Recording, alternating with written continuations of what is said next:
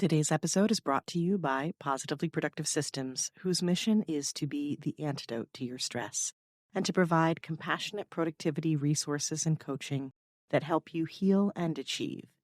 Be sure to check out both free and paid resources at positivelyproductive.com/resources. I'm really enjoying the next level theme of creating these subjects, these categories. This is also a way for you not only to vary what you're doing and be able to cover all these things, but it's an overarching view of what all is involved in your life and in your business. And yeah, sometimes it could be like, holy wake up call, Batman. But it's also really, really good because this is what happens, especially with entrepreneurs, right? We get into this whole, I'm working in my business. I'm seeing the clients and I'm doing the things and having the calls. And it's like, what about the working on your business, right? What about all of the other things that are involved? And by you creating this course list, if you will, you're not only able to block time to attend to it, you're seeing the bigger picture that way.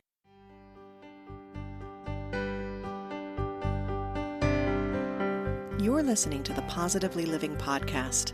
I'm your host, Lisa Zawrotny, founder of Positively Productive Systems and a coach certified in time and stress management, helping clients make space for what matters most in their lives.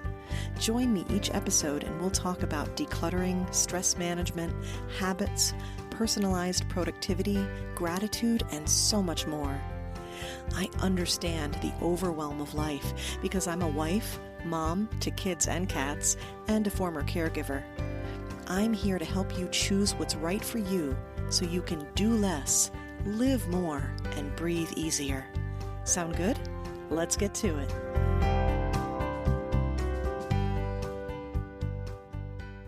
Welcome to the Positively Living Podcast. I'm your host, Lisa, and I'm extra excited to share this episode with you. I don't know about you, but I am a sucker for the Where Are They Now episodes because they let you see the progress and the pitfalls and gain a new perspective on the same topic. Last week's episode was a strategy call with Lauren Yee, and this week's is an update. We discuss how the time blocking experiment went, and I offer some follow-up coaching, which is exactly how I approach strategy and accountability sessions with my clients.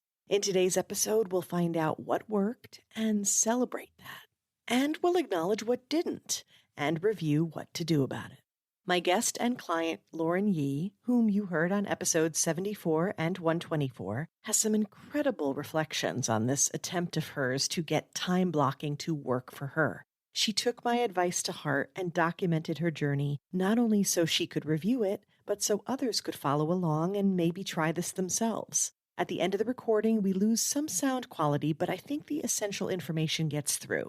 If you'd like to learn more about Lauren and follow her stories about her school-themed time blocking, check out her prior episode and head to cultivatorofcuriosity.com. A quick note about the timing of our strategy and accountability sessions. For purposes of Lauren's experiment, we waited until she had set up and practiced this time blocking for a month and a half, and then we reviewed it. When you coach with me, we don't wait that long. Our sessions begin with a strategy kickoff session and then include repeat accountability of your choice, either weekly or twice monthly, with Voxer access to me in between the sessions. If you'd like to know more, message me directly or head to positivelyproductive.com/hub for details on my coaching packages. Now let's find out how Lauren did. Welcome back, Lauren Yee, to the Positively Living Podcast. Thank you. Always excited to be here. I'm extra excited because this is kind of a new wave. This is a new approach, okay? Because I love doing the strategy calls. I love coming up with new and creative ways to do things, to innovate, right? Ways to do productivity that works for you. But then we're kind of wondering, well, what happened? And I don't know about you, but I love the Where Are They Now segments. So this is a Where Are You Now? But let's catch everybody up, right? I'm hoping they'll listen to your coaching segment. But the bottom line was that you came to me with, I guess it'd be a frustration about how to time block in a way that felt like you could keep it going. Is that right? What would you say? Yeah, I feel like a lot of people, especially entrepreneurs, and I've found many other people, freelance, at home parents, all kinds of people, when you are not tied to this is the job, these are the times, there was just like a lot of different buckets and tasks and people you're responsible for and things.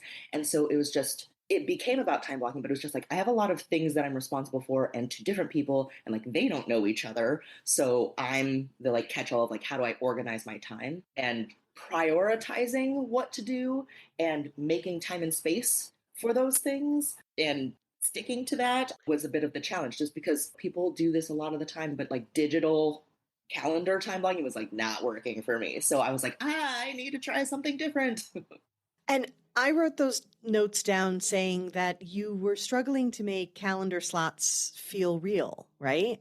Yeah, because I mean, especially in a lot of people still working in a hybrid or remote world. I've worked on a digital calendar. I've like committed to a digital calendar. I put everything on there so I don't forget it. But also when it's just me, that I don't care about myself, but I have a much easier time like discounting, like, oh, I can just move that, or like I'm in this thing right now. So it didn't feel as real in the sense that like there wasn't another person that I was meeting with, or I didn't have to physically go somewhere. And so, because I had flexibility, which is also useful, I was a little too flexible with my digital solo commitments, which some people are great at it. And I applaud that. And it's kind of like, I wish I liked running, and the people who like running, good for you. Like, people can do digital blocking. I'm so happy for you, but I am not that person.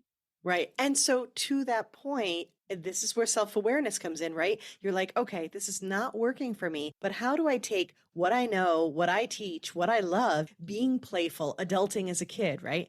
How do I take that and apply that? And that's what we innovated together, which I love. So prioritizing, you mentioned, that was a challenge. And that whole idea of saying yes, what are you saying yes to?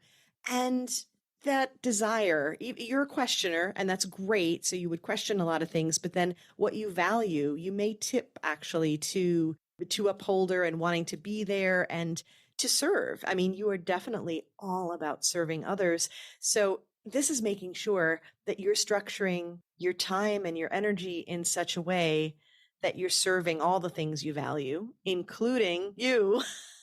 Which I feel like I'm still getting okay with being like, yeah, prioritize me, because it feels like trained to be selfish. Like, not that's not what it is. Like, but like if you aren't good, you can't be good for other people sometimes. Exactly. And realizing that in this process, especially in some of the reflection points where like I did something in the moment and like immediately after recognized like, oh, like I wasn't respecting what I was trying to do, and because I want to be helpful, and like the other thing I'm working on is good, and the person that I'm meeting with, like it's still an important thing, and I was trying to do something else. Yeah, and that's such a good thing to be able to spot because that awareness is the first step in making the adjustments and being like, okay, so next time, this is how I need to adjust it. So, very quickly, I'll just summarize that what I had sent to you is kind of like, here are the areas to focus as you try to create this new system, this colorful, like school inspired system, was to pay attention to task loops and be very clear about what needs to be done, adding in buffer time, which we described as like, the passing periods when you go from one to the next and having that transition time, the size of the projects, being very clear about how big they are, negotiating your scheduling. That kind of goes back to what you're saying yes to, being very clear about that. And then as a bonus, I also mentioned theme days. It's one of my favorite ways. And I think schools do this too, really, when you're like, okay, it's gym day and it's not gym day and you have alternating days and things. So that was generally the overarching ideas plus that underlying mindset that you've just touched upon. And I sent you off and I said, this was 10 weeks ago, by the way, hey, give it a go. So I'm curious, what were your first steps? What did you do? What did you lay out? I mean, big part of it was like just creating that like foundational parameter, right? Because I wanted some sort of structure. So I was like, okay, school framework. We have lots of kinds of school growing up. I mean, like there's elementary school where you have like just a school day teacher, and like maybe you do different things, but it's not always at the same time. So there's Montessori schools where it's just like you have to do this week, but like whenever you want. And then there's like middle school and high school where there's like the same periods every day, like first through seventh or whatever. And then in college, I experienced the more block theme day schedules of like Monday, Wednesday, Friday, you have this class, Mhm. and Tuesday, Thursday, you have this other class. And like it's a little bit more varied in that way. And so I went with that sort of college block schedule vibe. And I chose a time frame because this was a test experiment. And I was like, this isn't forever. Like I have to have like a start and an end. So I chose 6.5 weeks. And the half week was because I was thinking of the things that I liked about school. And I didn't hit all of them, but like one of the things I liked, it was like, oh, well, in a very general way, it's nice to sort of start on a half, like syllabus baby week before you're like diving in fully. Because especially for me, like not having this schedule and being like, I'm committing to a timed schedule. I was like, I should maybe not go off the deep end immediately. So let's start in the middle of a week. Elementary schools and like middle school, like they do that all the time. So I made 6.5 weeks. I made a block schedule, but some of that was also in talking with you, but also in the previous thoughts that I'd been like marinating on this project that I was trying to figure out how to do. I was trying to think of how to organize my time because previously when I would block time, it'd be like, oh, I need a couple of hours to like work on this proposal. It was very specific. And when I was planning a schedule, because I had a lot of different things, I didn't want to categorize it in like, this is stuff for like PTA work, or this is stuff for this specific client, or this is stuff for this specific end goal. I did it in a more themey way that was going to be like more of a catch-all flexible thing of like course subjects. So I had several course subjects and they were in different parts of the week. And so I had things like correspondence, which happened every day, but there was like an hour that like only do this. But then I had things like organization, which could be like physical, digital, like files stuff also for like upkeep of business and I don't know about you, my downloads folder becomes trash at some point. And so like putting things where they actually belong or archiving stuff in your inbox. And then I had paperwork as a course. I also had art studio, which was general, but is like making presentation slides or formatting stuff to look nice or creating social media posts if you need to. Like, and I had something that I ended up deeming study hall, which was like research, reading, workshop prep was like Oh my God, I study love that. hall. Yeah. Because it's like, yeah, it's like the studying part of that. And I did have an errands chunk when like the things that I have to do to leave that, like let's group and be efficient. So errands was a one time, almost like a lab class. We have it once a week. Field trip. Yeah, a little bit. And I had writing as a course and music appreciation because we got to have a fun elective. Yes. So I mixed those up, but I did it by sort of overarching things so that like I could, because I didn't really know how it was going to go, and things come up, and that's when we get derailed. And so being able to be like, okay, paperwork is forms or contracts or billing or that paperworky things that like take time and effort and got to fill out in like bureaucracy. Those kinds of things were like I could do any of those things in that time. So it wasn't like, oh, I have nothing to do or I have too much to do, or it's like this one project to do. It gave me the flexibility to sub prioritize once I was in that class or course.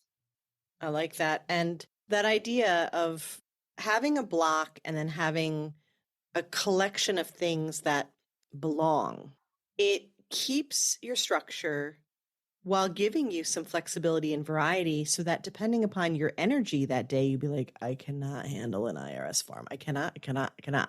Oh, I have to fill out this payroll form. Okay, I can do that.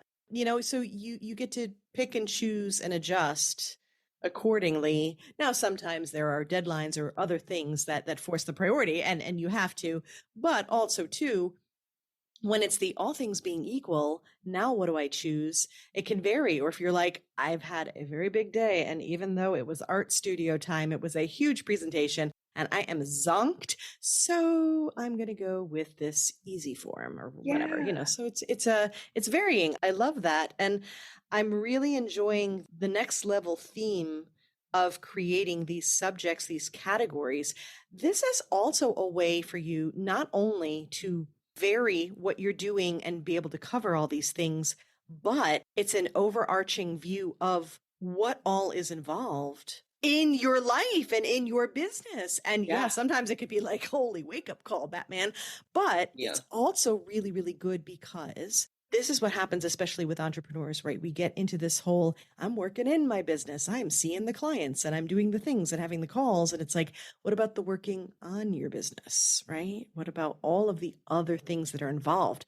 And by you creating this course list, if you will, you're not only able to block time to attend to it, you're seeing the bigger picture that way. I love it. Yeah, I feel like that's actually a big thing because there's the in the business, on the business, and some people are vice versa of what you said. But it's easy to get stuck in the things that are easier for us or that are coming more naturally, but then things fall by the wayside. So, like, a big part of, I think, the schedule for me, I know it's like the same as digital, but I literally made it in like a Google Sheet spreadsheet. I like did times and weekdays. I made a schedule and like blocked it off like a course schedule like you'd have in like high school or college where it's like, okay, from 2 to 4 on Tuesdays and Thursdays is this class. I'm like, the block is there. And I am me, so I colored it. Of But I course. printed it out, I colored it, it's in front of me. And because it like felt something about that to me felt more official than my digital calendar because that's so easy to move. But this is like, no, it's printed. I like can't just move it. It's a thing that's solid. But like, I can make choices individually, intentionally of like, okay, I'm going to not do this because, but in terms of making my calendar, my digital calendar match and move things, having the printed version was way easier. Just, I don't know, it's just like I'm a paper person, I think. So something about that felt more real than digital. And in doing that, it gave me not just the overview, but also like I look at my digital calendar, but like it's usually in the like moments, right? Where you're like, okay, what's the next meeting or what's up coming up today? But I could see my whole like week plan and like you can see what you maybe are looking forward to, or like, oh yeah, I still have to do that. That like I have to get this thing before that class time so I can work on that thing. So it like allowed me to again like sort of see the bigger picture, but not just in the like thoughtful how do I plan these courses way, but in my like regular going about things way, being able to decide where things fall, realizing that some things fall in maybe 2 or 3 things. So if it's really important, I could work on it a couple times if I need to, but just it really like unified a lot of things. Ooh, that's a really good one. And that kind of goes into a question that I had, which is how did you go about? I did mention the energy part as one possibility, but how did you go about choosing what to do in each of these courses? And one of the things you're talking about is how, with this big picture, you could be like, okay, well, in the grand scheme of deadlines and this coming up, which I can see later in the week, this is what I need to do now in this slot. Was that one of the ways? How did you choose? I mean, in terms of what I was actually working on, I will tell you a thing. I don't know if this fully answers the question, but I had a running to do list, like a catch all to do list. And when I shifted into this sort of subject work, because it's different brands for paperwork versus art studio versus workshop prep a little bit, having the different courses was super helpful. But in the first like week and a half, because it was a shift, I would be like, okay, it's paperwork time. And I'd be like, okay, I know it's paperwork time, but what are the things I have to do? And I'd go to the bigger list and like, I know there's things, but trying to find them was a little bit of a challenge. Like not that hard, but it took a second to like get my bearings.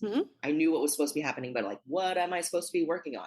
So in maybe this first or second full week, I readjusted my major list into a binder with dividers. I leaned into the school thing and I had a different list for the different class course subjects. So I filtered my list into the different categories. And I did know there were a couple things that could fall into two. So it was like listed in both. So just like knew mentally where when I'd get to paperwork, I could flip to paperwork and be like, oh yeah, I got to do this contract. I got to fill out this thing and I got to download that form without having to like figure out from the big list what to do from there. It was just like the shortcuts, the little shortcuts. Like it feels like not a big deal, but it can make such a big difference. And organizationally, like working in the business and on the business, I feel like on the business is the sort of foundational organization backend part, right? And if business is happening, you're like less worried about it because you're like, oh no, like, oh, we got money coming in, I have clients, like stuff is happening, it's cool. But then when you meet with a client and then you have to go do a bunch of stuff and you're like, where is that thing? Or, oh, I've been meaning to organize this part of my website, but I haven't yet. And we don't always make time for that because stuff is working. But because this was new to me and I was like trying to make it work, the little things make such a huge difference in your like mentality and ease of function the rest of the time. So even just rewriting my one list into multiple smaller lists, but keeping it in one place, it didn't take that long. But mentally, as I was going through it, it was so much easier. It was so worth it. I actually had a similar response in one of the organization class task items that was a highlight in one of my weeks where I was like, oh, this was so great. I hadn't prioritized it, but either I have a whiteboard, like I have a pretty decent sized whiteboard, like I don't know, like 2x3 or something like that. You write things on it, and then there's like scribbly notes when you're on the phone, and there's like a phone number somewhere, and there's like someone was drawing something to try to explain how something was at a supermarket. So there's just like, it became chaos. And so one of my organization course tasks was fix the whiteboard. And so I had taken a picture, erased everything, and then put back up what was necessary. And it was something that in my regular day to day, when there's deadlines and workshops to run and clients to meet with and food to cook and exercise to be had, that is not making the to-do list. Right. But because I had this class time where I'm like, I'm allowed to work on these things during this class time, I prioritized it, or I had the opportunity to prioritize it, and I did it and I fixed it. And it like made me so happy because it was beautiful afterwards. And it's so much more functional now that it didn't take that long. But again, like the payoff, like we don't always recognize how much little things that don't seem urgent or fully important can make such a huge impact. It's amazing. And to see the effect of it, and the phrase that you used, I immediately wrote in my notes. You said, I'm allowed to. We oftentimes feel this like pressure that we have to work on the important things. And that can't, my whiteboard, cleaning off my whiteboard can't possibly be important enough to do compared to all these other things that keep coming our way. And this gave you full permission. Yeah. To say, okay, well, no, that's on the list. It's what I'm doing. It's part of this course time, and I'm allowed to. And it's like, I have a client right now where we are working in a way that he's like, I didn't think it could be so simple yet so effective. He has work that he needs to do every day. He has his self-care time, in terms of practical, your meal prepping and bulk cooking and exercise and meditation and stuff. But he's multi-passionate creative. I know, we're all shocked. Everyone's sitting down for this.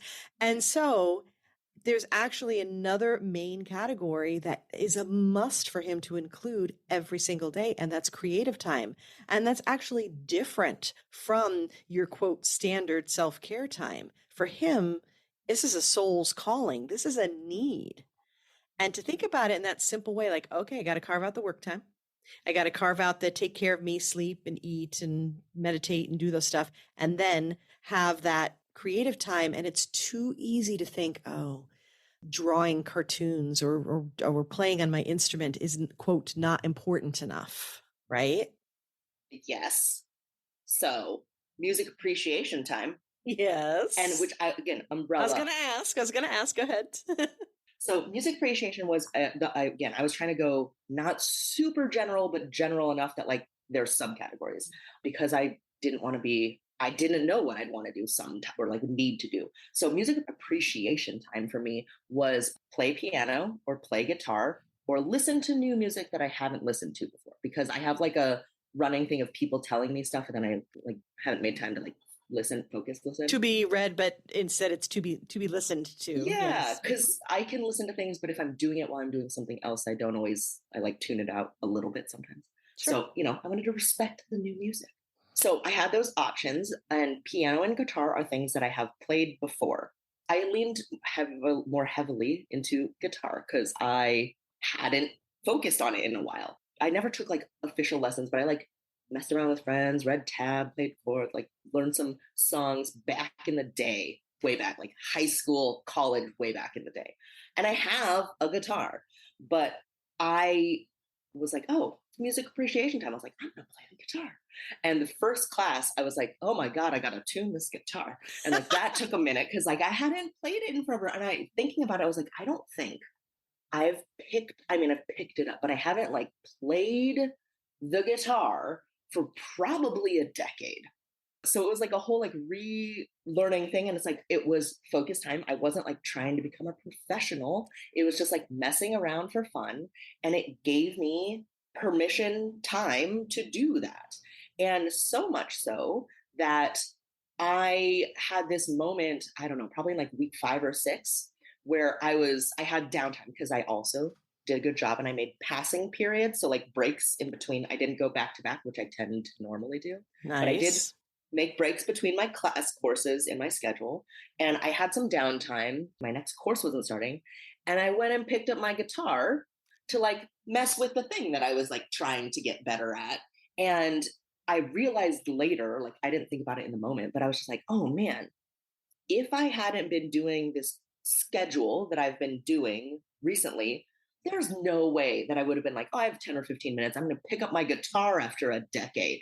Like that's not a thing that just comes to you usually. But because I'd been like practicing a thing and I gave myself time to try to practice this thing and it was slightly more familiar than not familiar, I leaned towards it and I was like, that was interesting and fascinating and kind of fun and wouldn't have happened otherwise.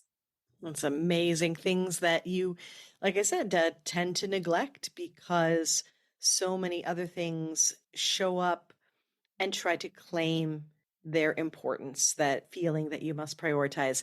So tell us a bit about how you tracked this. I think this is so interesting what you did. Okay, so I think that you maybe recommended this to me during our strategy call or in the follow up email. But because I was like, this is how I'm feeling, and I have this idea for how to try to fix it, like a science experiment, like you have a hypothesis and then you have a conclusion. So you were like, do something to like write how you feel or explain how you feel or like rate scale something so you can have like a pre-test, post-test. I was like, that makes a lot of sense. That before and after, so to speak, or before and during, if you will. Yeah. Yeah. So like I definitely had intended a before and after, but maybe listeners can tell that I'm wordy. And so also like trying to like journal entry, like write something like fully coherent as I'm trying to figure out what I'm trying to say. Okay, I'm gonna do a scale thing. And then I was like, I'm just gonna record myself. I'll just make a video. And I don't do that normally. So it was like a little bit out of my comfort zone, but I was like, it's fine. And I was talking to another friend about how I was going to do this pre-test, post-test video of how I'm feeling and maybe post it somewhere like on my YouTube or on my Instagram stories. So it's like goes away almost as a social accountability because I was doing it by myself, that it was just like, I'm doing this thing.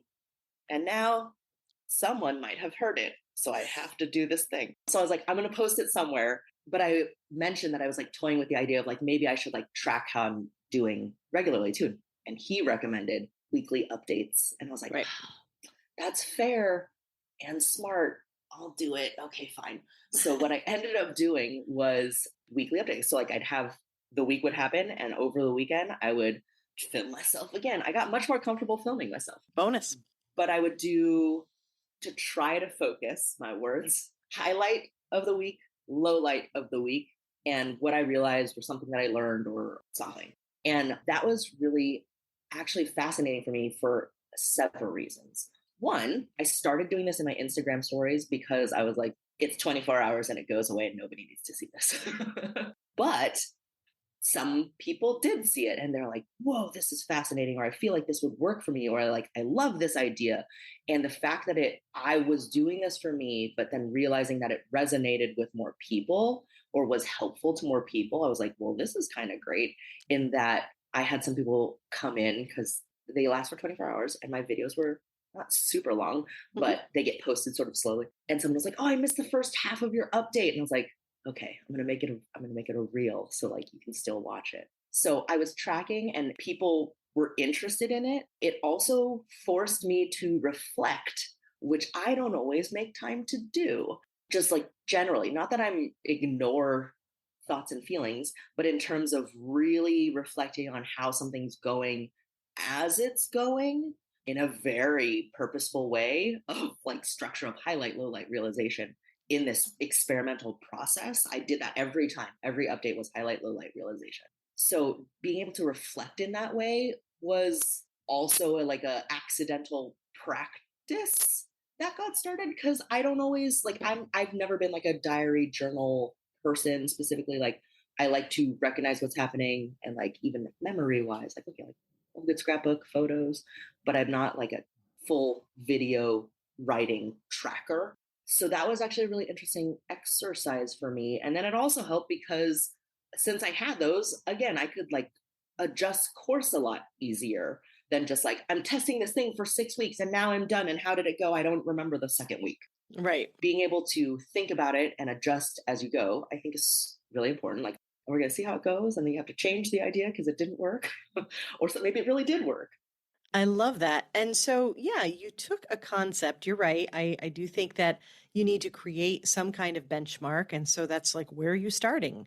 And then it's not always where are you finishing. That's why I like to call it before and during, because this before and after stuff is, don't get me wrong, I'm a sucker for before and after, but I realize it's not always after, there's more to it. But all this to say, the way you do it is not the point. It's that you do it. And you came up with, again, a creative way.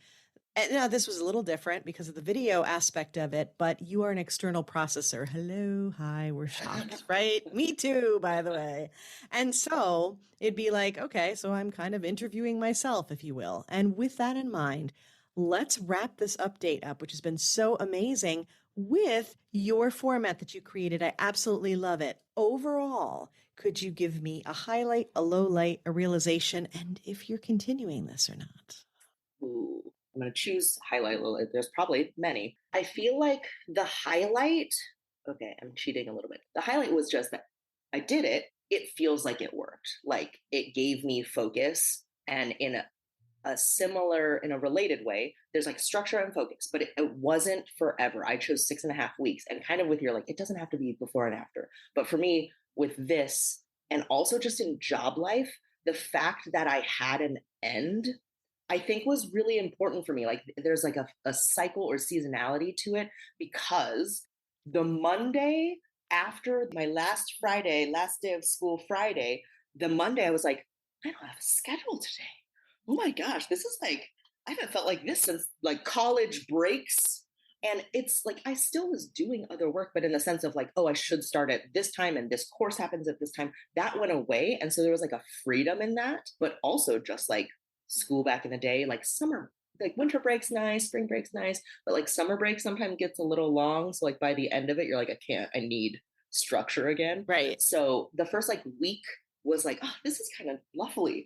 And then the second break week after, I was like, I can feel myself not focusing and like wandering a little bit in my like, what am I doing next? Or how am I focusing? I didn't have a schedule, so I guess I wasn't technically getting distracted, but I was not using my time the best that I could for myself or for my work. So there was something to the cycle seasonality, but again, for that reason of like, there's an end goal. Because usually as an adult, it's just like you do the same thing over and over and the job doesn't end unless you have like an event that you plan and then it's over. Like there's no end. And that concept, that's mentally draining without even the aspect of the doing the thing. It's just the idea of this is forever.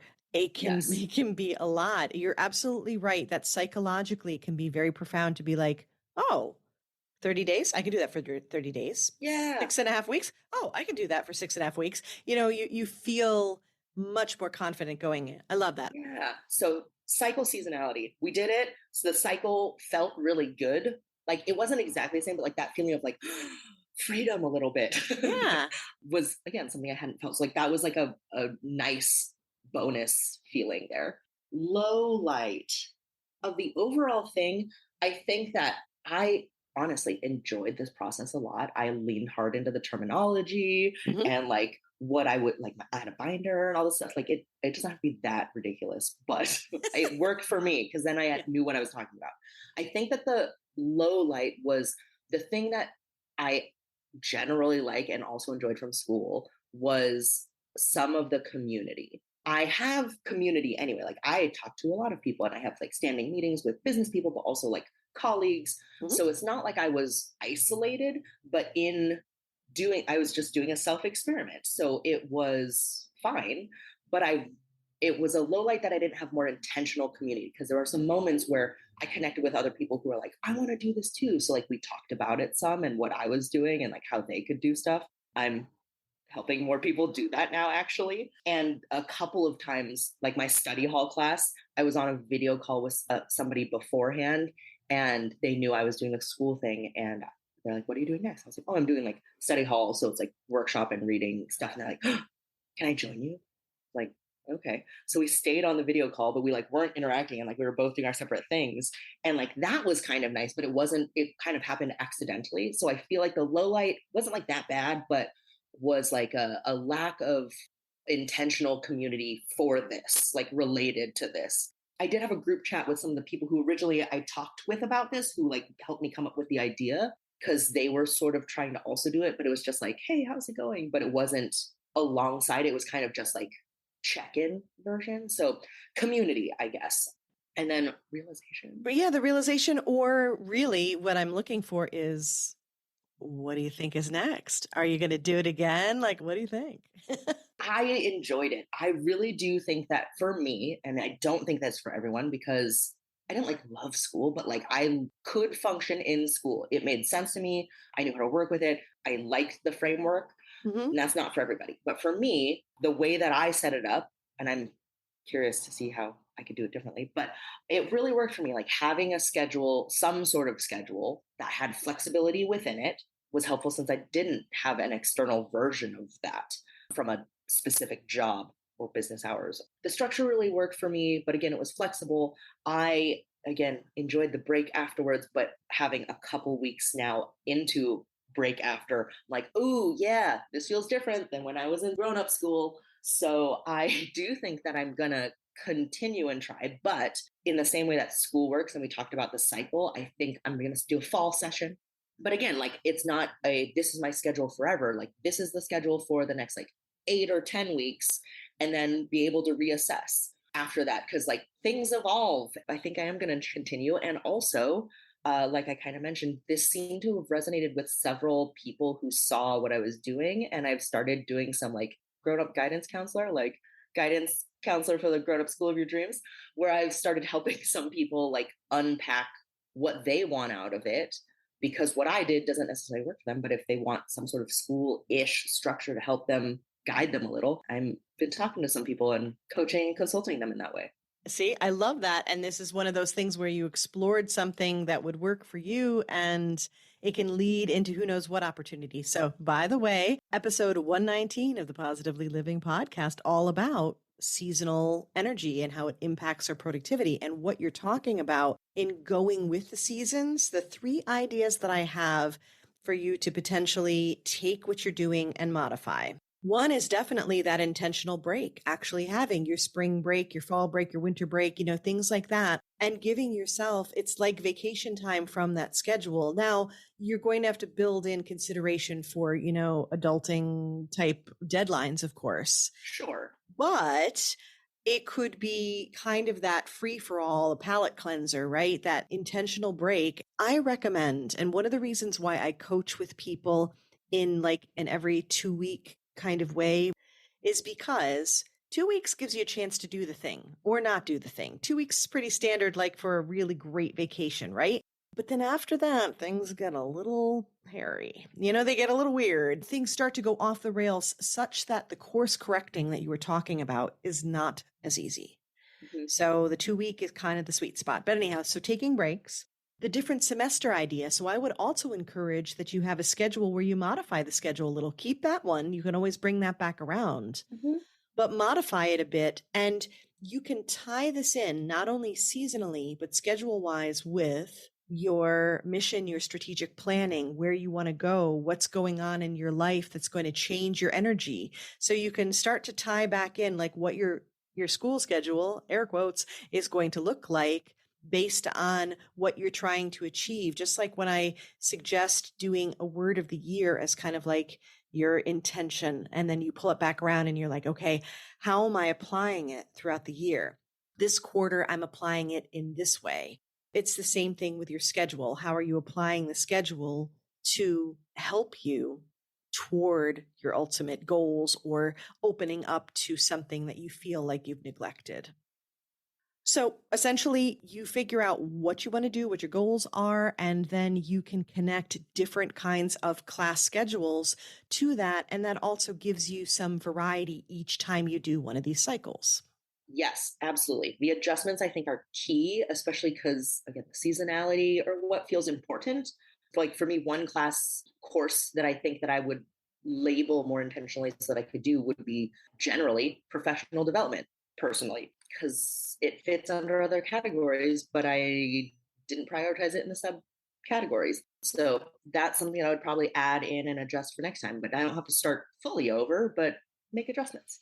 Absolutely. And then the third idea I had, and this is sort of an optional thing, but based on what you described and based on your low light identification, and you're already leaning into this, I think, is the idea of creating more community and sort of a co-working school style, if you will, where you find a community that's going to do something similar and maybe you can match up a set of classes. This way, you're not putting the pressure on yourself to create this whole thing for others, and then you have yet another project, if you will. But at the same time, you can bring more community into this experience for you because you know that's something that you need. Yeah, in small ways too. Like, doesn't have to be huge. Little adjustments, like we talked about, it matters a lot. This has been an amazing update.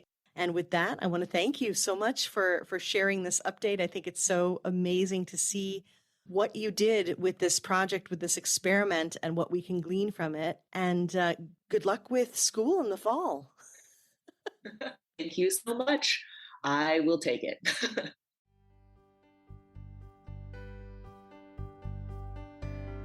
Thank you for joining me today. Your time is precious and limited, and I'm honored you chose to spend it with me. If you have feedback, questions, or want to schedule a chat, head to positivelyproductive.com/connect. And if you are looking for any of the resources referenced on the podcast, from books to products to training and more, go to positivelyproductive.com/resources.